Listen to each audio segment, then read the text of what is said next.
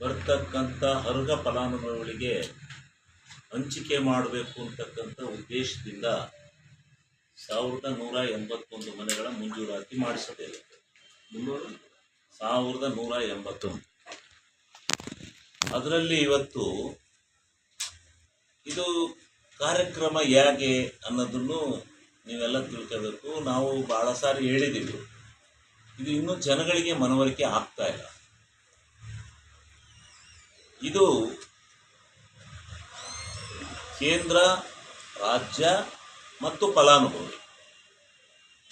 ಕೇಂದ್ರ ಸರ್ಕಾರ 1.5 ಲಕ್ಷ, ರಾಜ್ಯ ಸರ್ಕಾರ 1.5 ಲಕ್ಷ,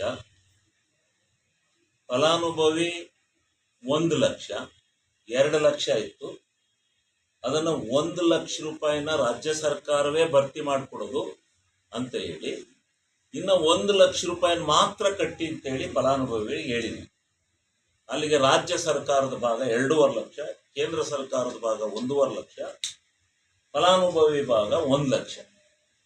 ಇಷ್ಟನ್ನ ಮಾಡಬೇಕು ಅಂತೇಳಿ ತಾಕೀತು ಮಾಡಿ ಇವತ್ತು ಮನೆನ ಕಟ್ಟಲಿಕ್ಕೆ ಪ್ರಾರಂಭ ಆಗಿದೆ. ಬಹಳ ವರ್ಷಗಳೇ ಕಳೆದಿದೆ. ಇಲ್ಲಿ ನಾವು ಆಗ ವಾರ್ಡ್ಗೆ ಹೋಗಿ ಯಾರು ವಸತಿ ರೈತರಿದ್ದಾರೆ ಅವ್ರಿಗೇನೆ ಪಟ್ಟಿ ಮಾಡಿ